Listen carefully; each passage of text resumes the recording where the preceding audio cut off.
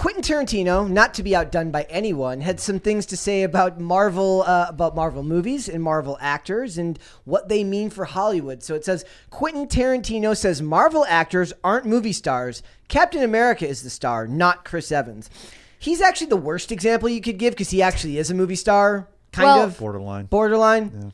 Yeah. What I appreciate about this statement, even if it's not totally factual, is that Tarantino only speaks when spoken to. Like when he is explicitly asked a question that is looking for an incendiary answer, he will just give it to the person instead of pussyfooting around about it. And he doesn't tweet it. He just he's not a Twitter fingers auteur. He says part of the Marvelization of Hollywood is you have all of these actors who have become famous playing these characters, Tarantino said, but they're not movie stars, right? Captain America is the star or Thor is the star. I mean, I'm not the first person to say it. I think that it's been said a zillion times, but it's like, it's these franchise characters that become the star. I noticed he left Robert Downey Jr. out of that because Robert Downey Jr. was a star. There are obvious exceptions, but also I think Marvel is making a project of siphoning off A-listers into their franchise who otherwise wouldn't have been interested in earlier on. It becomes forgettable now. Like everyone can talk how great Bale was as Gore the God Butcher, but let's face it, no one's going to care in 5 years. Like it won't matter. I saw this tweet that said Marvel just pulls A-listers to play their villains and ruins them. Yeah.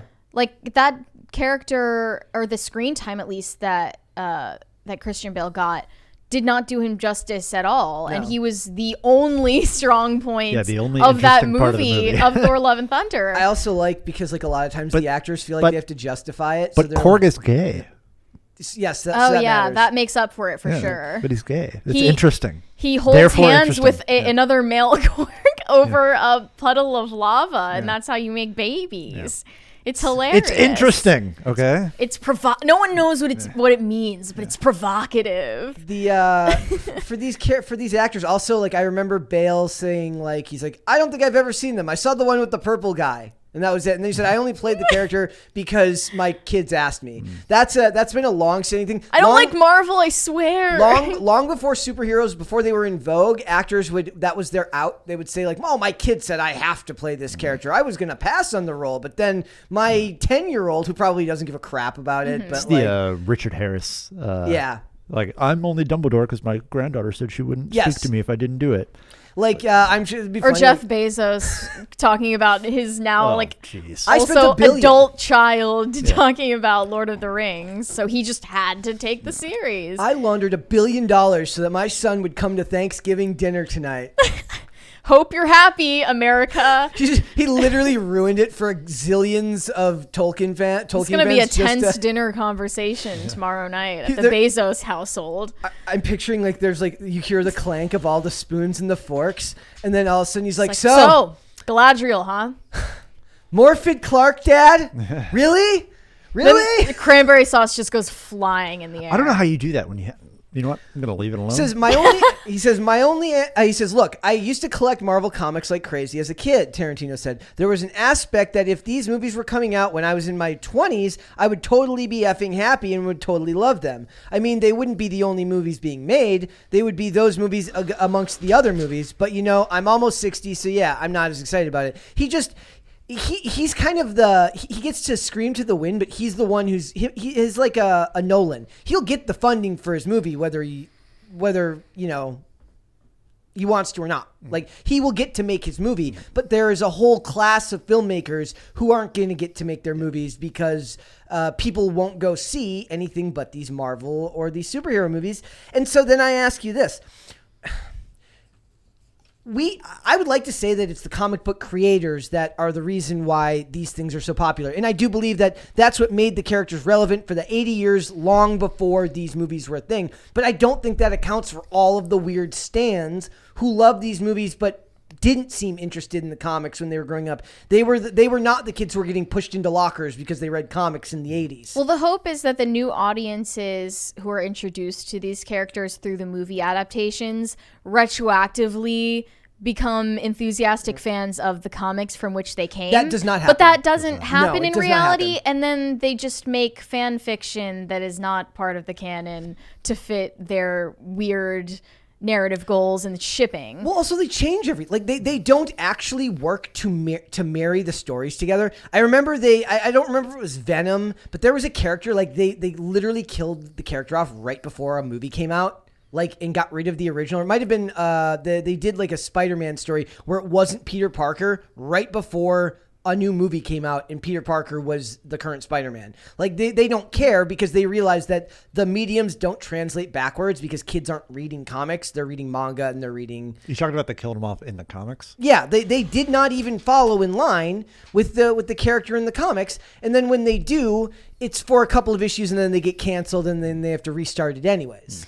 Let's talk Simu Liu's response to Tarantino. And of course, he uses a lack of diversity, equity, and inclusion as a vector of attack. Yes. He said on Twitter, if the only gatekeepers to movie stardom came from Tarantino and Scorsese, I would never have had the opportunity to lead a $400 million plus movie, Shang-Chi. I am in awe of their filmmaking genius. They are transcendent auteurs, but they don't get to point their nose at me or anyone. No movie studio is or ever will be perfect, but I'm proud to work with one that has made sustained efforts to improve diversity on screen by creating heroes that empower and inspire people of all communities everywhere. I loved the Golden Age too, but it was white as hell. I love casual racism in the morning. It makes my skin crawl. I love it. Love that. And then people immediately were pointing out how hypocritical it is to call out Tarantino and Scorsese for lack of diversity, especially in regard to Asian characters, because of Kill Bill, Silence, Kundun. And that, by the way, was an all Tibetan cast, which would never be approved by Marvel today because any Tibetan character would not be approved by Marvel today because of the geopolitical implications of marketing it to China. I don't think that's true. I think they're willing to let China go now. I think that they've gone hard enough into LGBTQIA themes that they know China won't like. Well, the obvious the example against what you're saying is that in 2016 they swapped out a Tibetan character for Tilda Swinton as the ancient one.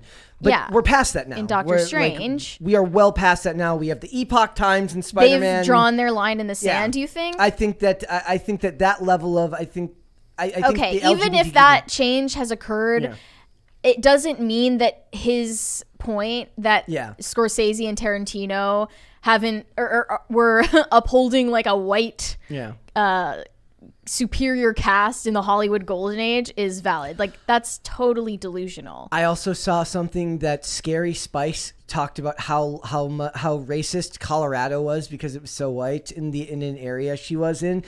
Somehow just happening to be in an area that is demographically homogenous in that one area is evidence of racism because these people they're infected with a sickness, and that sickness is identity politics and the use of race as a cudgel, as a weapon against everything. And also I want to remind you that Simu Liu is a crybaby who is annoying and wouldn't sign old Shang-Chi comics because of racist undertones, even though he owes a lot of his success now to the success of that franchise. And that character does not get to be the version he plays without the original version done at a time that was less polished and less politically correct. He's also full of it.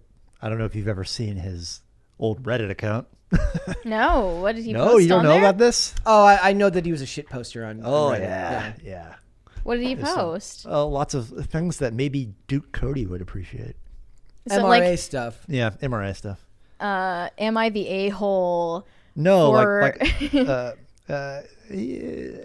anti-woke before anti-woke was the thing. That's funny because even I noticed the woke people on Twitter hate Simu Liu. So he can't really win with any market.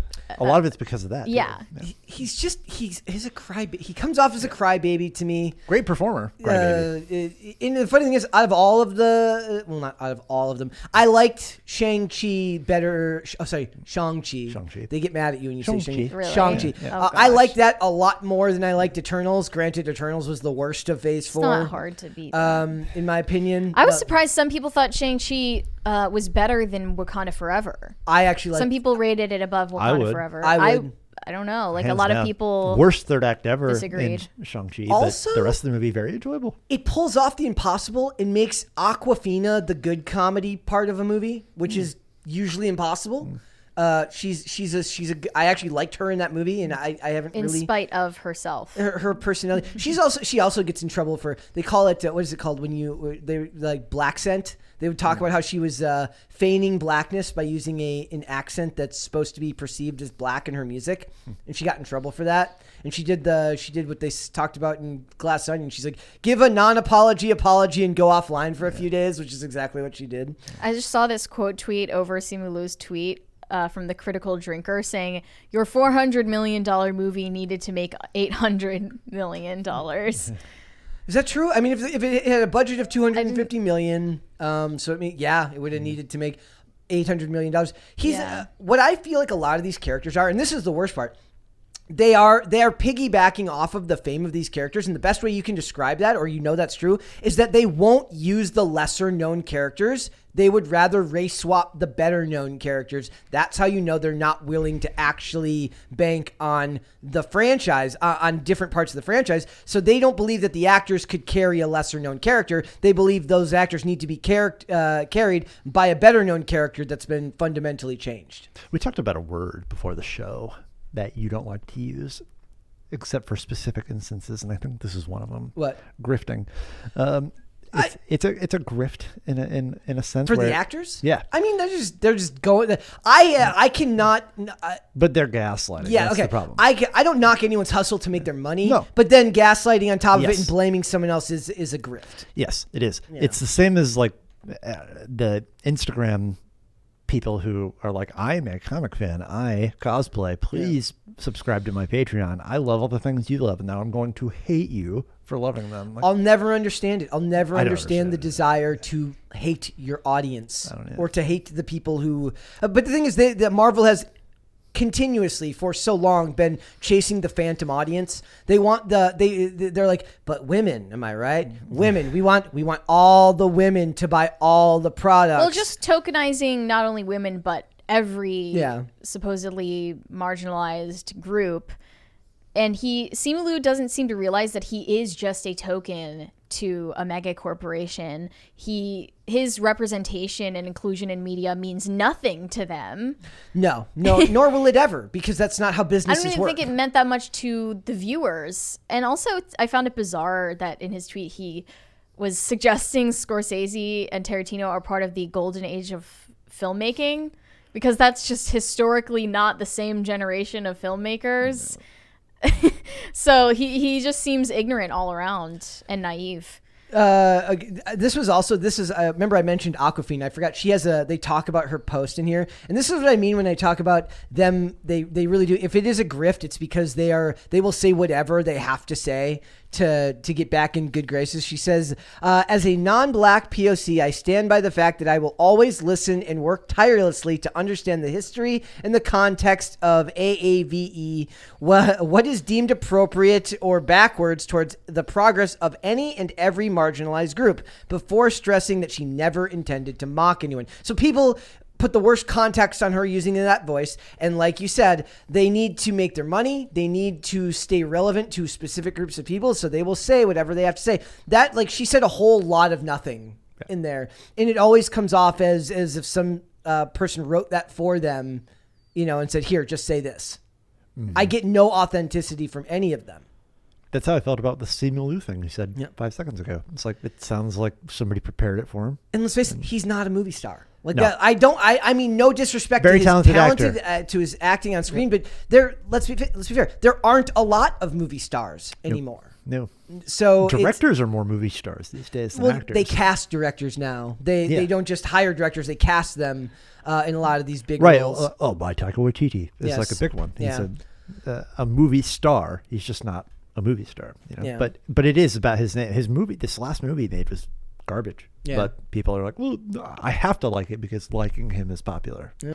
Thanks for watching this clip, guys. If you want to see full episodes or follow us on social media, links are in the description below. Bye.